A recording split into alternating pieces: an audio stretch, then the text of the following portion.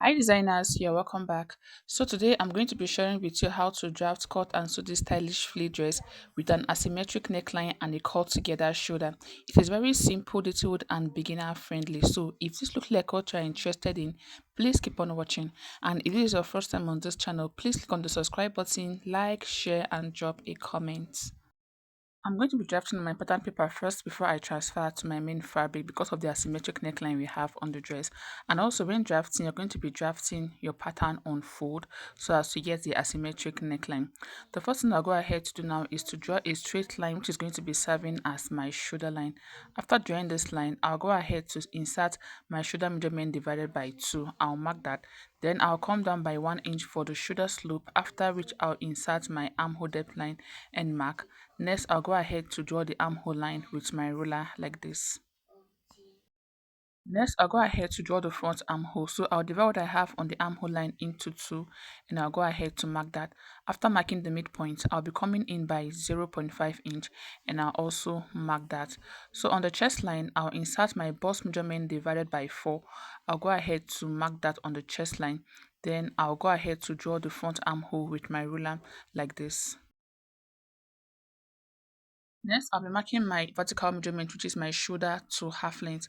I'll go ahead to mark that. After marking that, I'll draw a straight horizontal line at the point I just marked like this.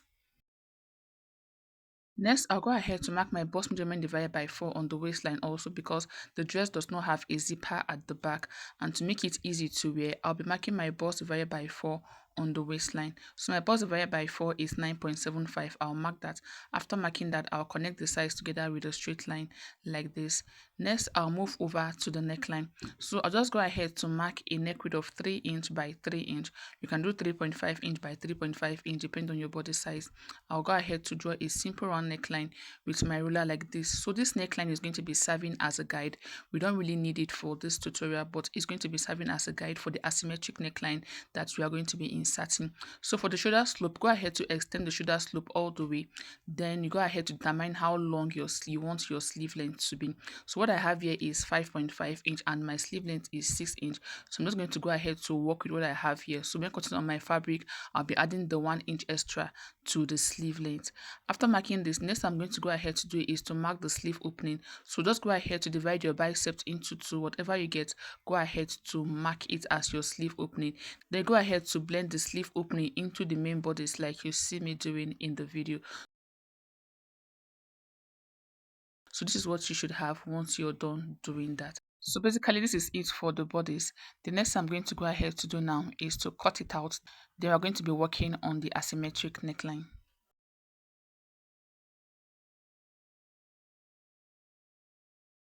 So after cutting, this is what you should have once you open up your pattern.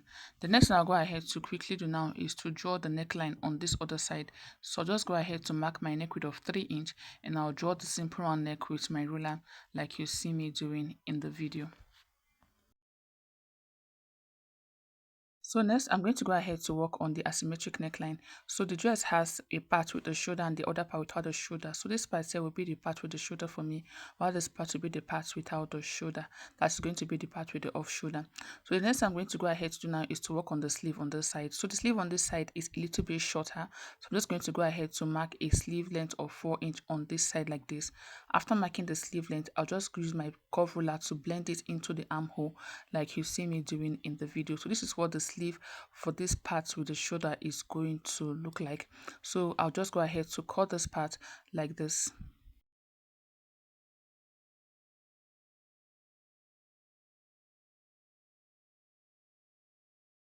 So next I'll move to the other part, which is going to be the off shoulder part. The first thing I'll go ahead to do now is to measure what I have on this shoulder area and I'll go ahead to mark it on this other side also. So what I have here is 5 inch. I'll mark the same 5 inch at this point. After marking the 5 inch, the next thing to do is to determine how off you want the shoulder part to be. So for me, I came down by 3 inch. So if you want it to be very off, you can do 4 inch, can do 5 inch, depending on what you want. Then on this neck width here, I went in by 0.5 inch.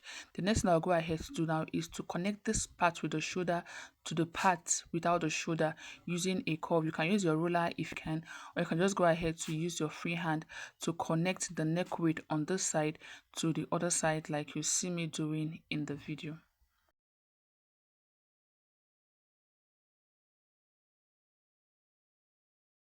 After connecting, this is what you should have. The next I'm going to go ahead to quickly do now is to cut it out.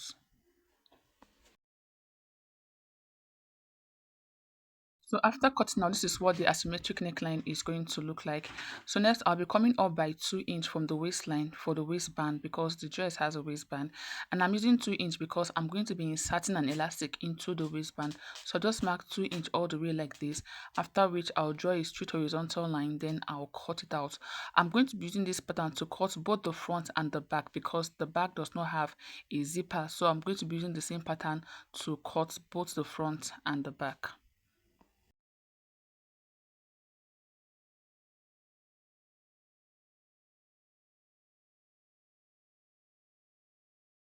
So after cutting, this is what you're going to be having. So if you want the shoulder part to be a little bit full, I can just go ahead to draw some lines there and you will be spreading it when cutting on your fabric. You can draw some lines on the shoulder and you can do the same thing on the other side. So this is optional. If you want it to have a little, if a fuller effect on the shoulder area, just go ahead to do some slash and spread at that point. So for the lower part, I'm going to be cutting out a 180-degree flay for the lower part, which is a half flay. You can do a full flay and you can also decide to create pleats on the lower part of the dress. So the next I'll go ahead to quickly do now is to cut out my fabric using this pattern I've already drafted, and I'm going to be using this to cut out both the front and the back. So if you want the back to have a zipper, all you need to do is to add a zipper allowance when cutting the back pattern. So here I'm going ahead to cut out my fabric, and this is what we have after cutting. I cut out for the front and the back, and I do not slash and spread the shoulder area because it's going to be a little bit hard to do that since there is no opening on the side. And this is the facing I'll be using to turn my neckline. You can use a bias if you want.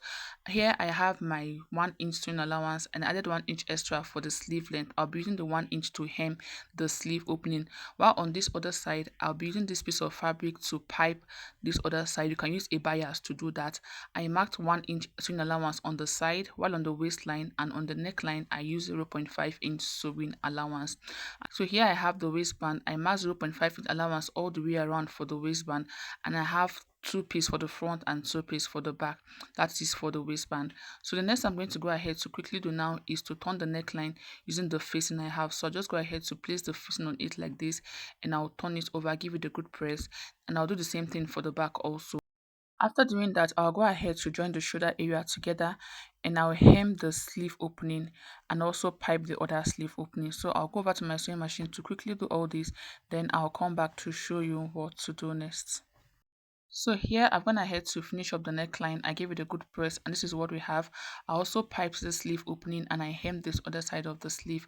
And also I've gone ahead to fix in the waistband. I'll be showing you how I fix the waistband. So when cutting your waistband, you're going to be cutting two pieces for the waistband, and you'll be marking a seam allowance of 0.5 inch all around for the side. Whatever allowance you mark on the side of the upper body is to mark the same thing on the side also. So to fix your waistband, you're going to go ahead to sandwich your main fabric in between the waistband. So first thing to do is to locate the middle of your bodice and notch. After notching, also go ahead to notch the middle of the waistband. After doing that, the next thing to do is to place one of the waistband on your fabric like this, making sure the good face is facing the fabric. Then you place the fabric on the other one like this, so your fabric is going to be in between the waistband. After stitching, you're going to be having something like this. The rough seam is going to be on the inner part of the waistband. I hope this is clear. So that is how to fix the waistband on the dress. So the next I'm going to go ahead to quickly do now is to finish up the dress we are making. So for the lower part, I've already gone ahead to cut out my half sleeve for the lower part, and this is what it looks like. I'll just go over to my sewing machine now to attach the half sleeve to it. So if you don't know how to cut a half sleeve, just drop a comment in the comment section and I'll make a tutorial on how to draft different type of flea and post it on the channel next. So next I'll head over to my sewing machine to attach the flea to the front and the back. Note that I cut the flea separately. I'm going to be fixing one on the front and the other one is going to be on the back. So I'll quickly do this, then I'll come back to show you what to do next. So here I'm going ahead to attach the flea, and this is what we have after attaching the flea. This is what you should have. So the next thing I'm going to go ahead to do now is to decide where I want the back to be. Then I'll be fixing my elastic into the back of the dress. So this is the elastic I'm going to be using, is a 1.5 inch elastic, and I'm going to be inserting the elastic into the waistband. That is why I made the waistband double, so that I'll fix the elastic in between the waistband. So to know the length of the elastic to insert into the waistband, all you need to do is to minus 5 to 6 inch from your actual waist measurement. So the waist measurement I'm working with is 36 inch. I went ahead to minus 6 inch from that. What I was left with is 30 inch. So I divided the 30 inch into two, and the waistband I'm going to be fixing is going to be 15 inch. And another way to cut out the waistband is to measure what you have on the back like this. Then you go ahead to minus 3 to 4 inch from whatever you have on the back. Whatever you get, that is going to be the length of the band you're going to be inserting into the waistband. I hope this is clear. So I'm just going to go ahead to cut out the waistband, then I will insert it into the elastic casing I made on the band.